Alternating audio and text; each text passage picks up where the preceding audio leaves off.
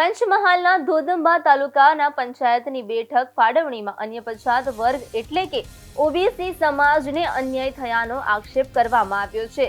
27% અનામત મુજબ 7 બેઠકો મળવી જોઈતી હતી, પરંતુ માત્ર 3 બેઠકો ફાળવતા ઓબીસી સમાજમાં રોષ ફેલાયો છે।